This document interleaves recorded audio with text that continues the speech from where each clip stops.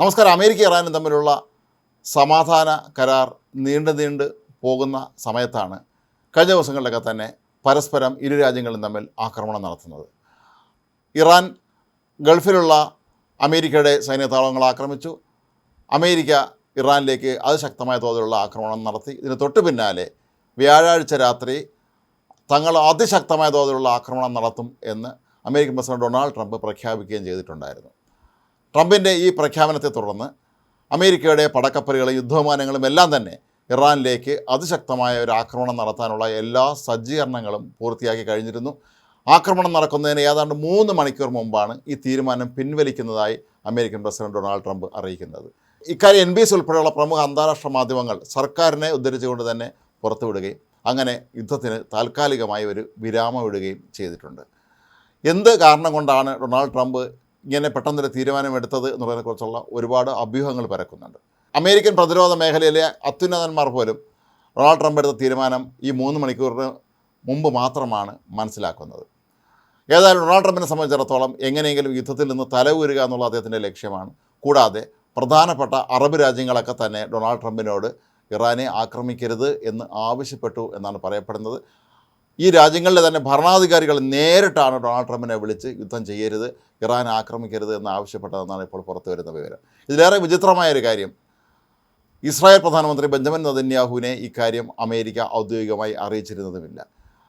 Donald ട്രംപിൻ്റെ തീരുമാനം പുറത്ത് വന്നതിന് ശേഷമാണ് നെതന്യാഹു പോലും ഇക്കാര്യം അറിയുന്നത്. ഇക്കാര്യം അദ്ദേഹത്തിന് ഏറെ വിഷമമുണ്ടാക്കി എന്നാണ് പറയപ്പെടുന്നത്. കാരണം എന്ത് വില കൊടുത്ത് ഇറാനെ തകർക്കുക എന്നുള്ള ലക്ഷ്യത്തോടുകൂടി തന്നെയാണ് ഇസ്രായേൽ മുന്നോട്ട് പോയിക്കൊണ്ടിരുന്നത്. പ്രധാനമന്ത്രി ബെഞ്ചമിൻ നെതന്യാഹുവും അക്കാര്യത്തിൽ യാതൊരു വിട്ടുവീഴ്ചയ്ക്കും തയ്യാറായിരുന്നില്ല. തങ്ങളെ ആക്രമിക്കുന്ന ഹിസ്ബുള്ളയും ഹൂത്തി വിമതരെയും ഹമാസിനെയും എല്ലാം ഇല്ലാതാക്കുന്നതിൻ്റെ ഭാഗമായി ഇസ്രായേൽ 4 ഭാഗത്തു നിന്നും ഈ ആക്രമണങ്ങൾ നേരിടുമ്പോൾ അതിനെല്ലാം പിന്തുണ നൽകിയിരുന്നത് ഇറാനാണ് എന്നുള്ളതൊരു പരസ്യമായ രഹസ്യമാണ്. ഇസ്രായേലിൻ്റെ അടുത്ത ലക്ഷ്യം ഹിസ്ബുള്ളയെ പൂർണ്ണമായി ഇല്ലാതാക്കുക തന്നെയായിരുന്നു. ഇതിൻ്റെ ഭാഗമായിട്ടാണ് ലെബനനിൽ അവർ ആക്രമണം നടത്തിക്കൊണ്ടിരുന്നത്. ലെബനനിൽ ആക്രമണം നടത്തരുത് എന്ന് അമേരിക്ക ആവശ്യപ്പെട്ടിട്ട് പോലും യുദ്ധം അവസാനിപ്പിക്കാതെ ഇസ്രായേൽ ഇപ്പോഴും അവിടെയുള്ള ഹിസ്ബുള്ള താവളങ്ങളെ നിരന്തരമായി ആക്രമിച്ച് തകർത്ത് തരിപ്പണമാക്കുകയാണ്. അവരുടെ ഭൂഗർഭ തുരങ്കങ്ങളെല്ലാം തന്നെ തകർത്ത് കഴിഞ്ഞിരിക്കുന്നു. ഇതൊന്നും കൂടാതെ ഇപ്പോൾ കരയുദ്ധവും കൂടി ആരംഭിച്ചതോടുകൂടി ലെബനനിലേക്ക് ഇസ്രായേൽ ശക്തമായ സൈനിക നീക്കം തന്നെയാണ് നടത്തുന്നത്. ഹിസ്ബുള്ളയെ തകർക്കാൻ തന്നെയാണ് അവരുടെ ലക്ഷ്യവും.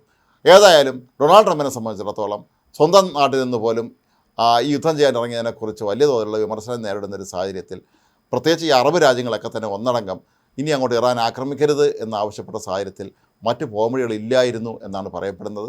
അതുകൊണ്ട് തന്നെ ആയിരിക്കും അദ്ദേഹം ഇക്കാര്യം നെതന്യാഹുവിനോട് ചർച്ച ചെയ്യാതിരുന്നത്. നെതന്യാഹുവിനോട് തങ്ങൾ യുദ്ധം തൽക്കാലത്തേക്ക് അവസാനിപ്പിക്കാൻ പോവുകയാണ് എന്ന് പറഞ്ഞാൽ അതൊരിക്കലും നെതന്യാഹു അംഗീകരിക്കുകയില്ല എന്ന് വ്യക്തമായി അറിയാമായിരുന്ന ട്രംപ് വളരെ ബുദ്ധിപൂർവ്വം അല്ലെങ്കിൽ കൗശലപൂർവ്വം തന്നെയാണ് ഈ ഒരു തീരുമാനം പെട്ടെന്ന് പിൻവലിക്കുകയും അത് സൈന്യത്തിന് നിർദ്ദേശം നൽകി ഈ തീരുമാനത്തിൽ നിന്ന് പിൻവാങ്ങുകയും ചെയ്തത് എന്ന് തന്നെ വേണം കരുതാൻ.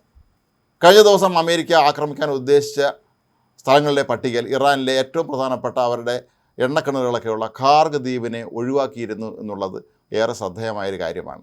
ഈ ഖാർഗ് ദ്വീപിൻ്റെ നിയന്ത്രണം ഏറ്റെടുക്കാൻ ഡൊണാൾഡ് ട്രംപ് നേരത്തെ മുതൽ ആഗ്രഹിക്കുന്നതാണ്. കാരണം വെനസ്വേലയിൽ സംഭവിച്ചതുപോലെ ഒരു രാജ്യത്തെ ഏറ്റവും പ്രധാനപ്പെട്ട അവരുടെ പ്രകൃതി വിഭവങ്ങൾ സ്വന്തമാക്കുക എന്നുള്ളത് നേരത്തെയും ട്രംപിൻ്റെ പ്രധാന ലക്ഷ്യങ്ങളിലൊന്നാണ്. യുക്രൈനിൽ നമ്മൾ കണ്ടതാണ്. പല രാജ്യങ്ങളിലും അമേരിക്ക അവിടെ ആക്രമണത്തിൽ അല്ലെങ്കിൽ ആ രാജ്യത്തെ സഹായിക്കാൻ എത്തിയതിനു ശേഷം അവിടുത്തെ പ്രകൃതി വിഭവങ്ങൾ സ്വന്തമാക്കുന്നത് അവരുടെ ഒരു രീതിയാണ്. അതുപോലെ ഖാർഗ് ദ്വീപും അമേരിക്ക സ്വന്തമാക്കുമെന്നാണ് കരുതിയിരുന്നത് എങ്കിലും കഴിഞ്ഞ ദിവസം ആക്രമണം നടത്താൻ നിർദ്ദേശിച്ച സ്ഥലങ്ങളുടെ പട്ടികയിൽ ഖാർഗ് ദ്വീപ് ഉൾപ്പെട്ടിട്ടില്ലായിരുന്നു എന്നാണ് പിന്നീട് അമേരിക്കൻ മാധ്യമങ്ങൾ റിപ്പോർട്ട് ചെയ്തിരുന്നത്. അപ്പോൾ അതുകൊണ്ട് തന്നെ ഒരുപക്ഷേ ഡൊണാൾഡ് ട്രംപ് ഇത് വെറും ഒരു ഭീഷണി മുഴക്കി ഇറാനെ ഒന്ന് വിരട്ടാനാണോ ഈ ഒരു പ്രഖ്യാപനം നടത്തിയിരുന്നത് എന്നും ഇപ്പോൾ സംശയം വരുന്നുണ്ട്. അതല്ലെങ്കിൽ അവർ ആക്രമിക്കുമ്പോൾ അതിൻ്റെ പ്രധാനപ്പെട്ട ലക്ഷ്യങ്ങളിലൊന്നും ഈ ഖാർഗ് ദ്വീപ് തന്നെ ആയിരുന്നിരിക്കും. പക്ഷേ ആ ദ്വീപിനെ ഒഴിവാക്കിക്കൊണ്ടുള്ള മറ്റ് സ്ഥലങ്ങളാണ് സൈന്യത്തിന് അമേരിക്കൻ സർക്കാർ നിർദ്ദേശിച്ചിരുന്നത് എന്നുള്ള വാർത്തകളും ഈ രീതിയിലേക്കുള്ള ചില സംശയം ജനിപ്പിക്കുന്ന തരത്തിലേക്കാണ് കാര്യങ്ങൾ കൊണ്ടുവന്നെത്തിക്കുന്നത്. ഇറാനുമായി ഒരു പുതിയ കരാർ ഒപ്പുവയ്ക്കാൻ ഇരു രാജ്യങ്ങളും തമ്മിൽ ധാരണയായി എന്നാണ് ട്രംപ് പ്രഖ്യാപിച്ചിട്ടുള്ളത് എങ്കിൽ പോലും ഇറാൻ ഇക്കാര്യത്തിൽ ഔദ്യോഗികമായ കാര്യങ്ങൾ പ്രഖ്യാപിച്ചിട്ടില്ല. കാരണം ഇറാനിൽ ഇക്കാര്യത്തിൽ അന്തിമ തീരുമാനം എടുക്കേണ്ടത് ഇറാനിലെ പരമോന്നത നേതാവായ മുജ്തബ ഖമേനിയാണ്. അദ്ദേഹം ഇപ്പോഴും ചികിത്സയിൽ തന്നെയാണ് തുടരുന്നതെന്നാണ് പറയപ്പെടുന്നത്. ശരിക്കും അവിടെ IRGC എന്ന ഇസ്ലാമിക് റവല്യൂഷണറി ഗാർഡ് കോർപ്സാണ് അവിടെ ഭരിക്കുന്നത്. അവർ ഒരുപക്ഷേ ഈ സന്ദേശം ഇപ്പോഴും രോഗശയ്യയിലുള്ള മുസ്തഫ ഖമേനിയെ ധരിപ്പിച്ചതിന് ശേഷം അദ്ദേഹത്തിൻ്റെ അനുമതി വാങ്ങിയിട്ടായിരിക്കുമോ ഈ ഒരു കരാറിലേക്ക് എത്തുക എന്നുള്ളതും സ്വാഭാവികമായി ഉയരുന്നൊരു ചോദ്യമാണ്. പക്ഷേ എങ്കിൽ പോലും തൽക്കാലം ലോകത്തിന് സമാധാനിക്കാം, ഗൾഫ് രാജ്യങ്ങൾക്കും എല്ലാം ഒന്ന് ആശ്വസിക്കാം. പശ്ചിമേഷ്യയിൽ ഈ ദിവസങ്ങളിലെങ്കിലുമൊക്കെ സമാധാനത്തിൻ്റെ ഒരവസ്ഥ വരികയാണ്. നേരത്തെയും പലതവണ ഡൊണാൾഡ് ട്രംപ് ഇത്തരത്തിൽ പ്രഖ്യാപനങ്ങൾ നടത്തിയിട്ടുണ്ടെങ്കിൽ പോലും പിന്നീട് ഇത് ആക്രമണത്തിലേക്ക് വഴിമാറുകയായിരുന്നുവെങ്കിൽ പോലും ഇക്കുറി ട്രംപ് അക്കാര്യത്തിലൊരു ഉറച്ച നിലപാട് തന്നെ സ്വീകരിച്ചിട്ടുണ്ടെന്ന് വേണം കരുതാൻ. ഇതിന് ഒരുപക്ഷെ അറബ് രാജ്യങ്ങളുടെ സമ്മർദ്ദവും ഒരു പ്രധാന കാരണമായി മാറിയേക്കാം എന്നാണ് പറയപ്പെടുന്നത്. പാകിസ്ഥാൻ ഉൾപ്പെടെയുള്ള ഇസ്ലാമിക രാജ്യങ്ങൾ പലതും ഇറാനെ ആക്രമിക്കരുത് എന്ന് ആവശ്യപ്പെട്ടുവെന്നാണ് ഇപ്പോൾ പാശ്ചാത്യ മാധ്യമങ്ങളും റിപ്പോർട്ട് ചെയ്യുന്നത്.